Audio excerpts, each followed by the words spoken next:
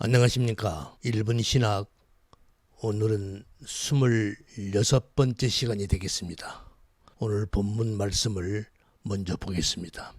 요한복음 1장 9절에서 14절까지 말씀을 제가 읽겠습니다. 참빛 곧 세상에 와서 각 사람에게 비치는 빛이 있었나니 그가 세상에 계셨으며 세상은 그로 말미암아 지은 바 되었으되 세상이 그를 알지 못하였고 자기 땅에 오매 자기 백성이 영접지 아니하였으나 영접하는 자 곧 그 이름을 믿는 자들에게는 하나님의 자녀가 되는 권세를 주셨으니 이는 혈통으로나 육정으로나 사람의 뜻으로 나지 아니하고 오직 하나님께로서 난 자들이니라. 말씀이 육신이 되어 우리 가운데 거하심에 우리가 그 영광을 보니 아버지의 독생자의 영광이요 은혜와 진리가 충만하더라. 우리는 몇 해에 걸쳐서 지금까지 하나님은 당신의 충만한 그 영광을 천지 만물을 창조하실 때 그 모든 피조물들에게 나타내 보이셨다는 것을 공부하였습니다. 그러나 우리 인간의 타락으로 우리 인간들은 그 영광을 보는 영적 눈을 상실해 버렸습니다.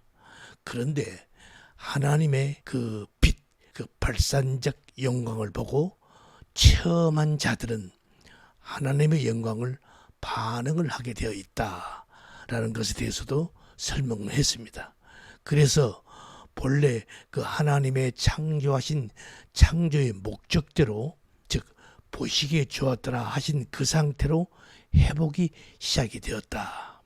바로 그 상태가 선의 본질이라는 것도 말씀을 드렸습니다.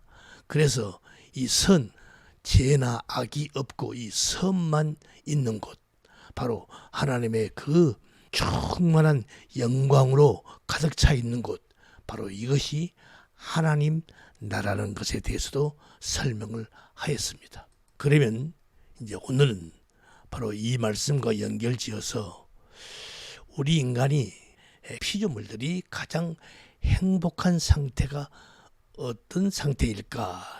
다시 말해서 우리 인간이 어떤 상태가 그야말로 복을 받은 상태인가에 대해서 오늘은 말씀을 드리고자 합니다.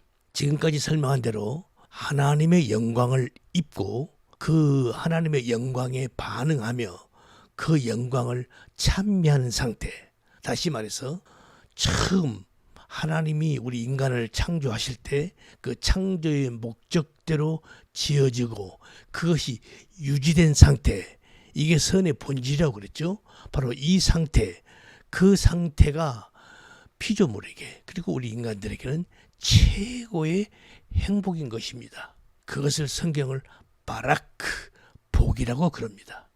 그래서 하나님께서 말씀하시기를 보시기에 좋았더라, 보시기에 좋았더라, 보시기에 심히 좋았더라 라고 말씀을 하신 것입니다. 이렇게 성경은 하나님으로부터 피조물들에게 끊임없이 부어지는 그 하나님의 영광, 그 영광을 복이라고 하고 그 영광이 피조물에게는 곧 생명력이 되는 것입니다. 따라서 성경이 말하는 복이란 하나님으로부터 끊임없이 피조물에게 부어지는 하나님의 생명력을 말하는 것입니다. 이걸 성경에서 복, 바라크라고 말하는 것입니다. 그러니까 우리가 일반적으로 말하는 무속신앙에서 말하는 그런 복을 말하는 것이 아니죠. 그러나 신앙과 이성이 망가짐으로 말미암아 우명이 되어버린 우리 인간이 생각하는 복이란 소원송치, 만사형통, 일치올장, 승승장구 이런 것을 복으로 여깁니다. 하지만 하나님의 은혜로 그 발산적 영광을 입은 자들은 이제 하나님이 본래 하나님의 창조의 목적대로 회복이 시작됐기 때문에 이들은 하나님께 순종하는 삶을 추구하게 됩니다. 이들을 성경은 복받은 자들이라고 하는 것입니다. 지금까지, 그러니까 우리 예수님이 이 땅에 오셔서 십자가를 지시기 이전 지금까지 우리 하나님과 우리 인간 사이에는 담으로 가로막혀 있었습니다. 그래서 하나님의 영광의 빛을 받지 못하니까 반사해 내지를 못하는 것이죠. 그런데 그 담이 허물어졌습니다. 누구에 의해서? 예수 그리스도에 의해서. 이것을 사도 바울은 이렇게 증거하고 있습니다. 에베소서 2장 14절 말씀이죠. 그는 우리의 화평이신지라 둘로 하나를 만드사 중간에 막힌 담을 허시고 원수된 것 곧 의문에 속한 계명의 율법을 자기 육체로 폐하셨으니, 이렇게 우리 예수님께서 이 담을 허물으신 겁니다. 이 담이 허물어지니까 어떤 자들에게, 어떤 소수의 무리에게 이 빛이 비춰지게 된 것입니다. 그러니까 이들에게서 그 빛이 반사되어 나오는 것이죠. 바로 이들을 하나님의 백성이라고 그러는 것입니다. 다시 말해서 이 빛을 받은 자들, 이들에게 바라크, 복이 부어진 것입니다. 그래서 이들은 하나님의 영광을 반사하게 되고요. 그 하나님의 영광을 반사하는 걸 성경을 다른 말로 순종이라고 그러는 것입니다. 이들은, 이 복받은 자들, 이들은 첫째, 이제 자신이 어떤 처지에 놓여 있다 할지라도 자족하는 삶, 만족하는 삶을 살게 됩니다. 왜 그렇게 되죠? 그들은 그 하나님의 그 빛을, 발산적 영광을 체험할 때 말로 형용할 수 없는 기쁨을 느꼈습니다. 그리고 뭔가를 알기 시작하게 되었습니다.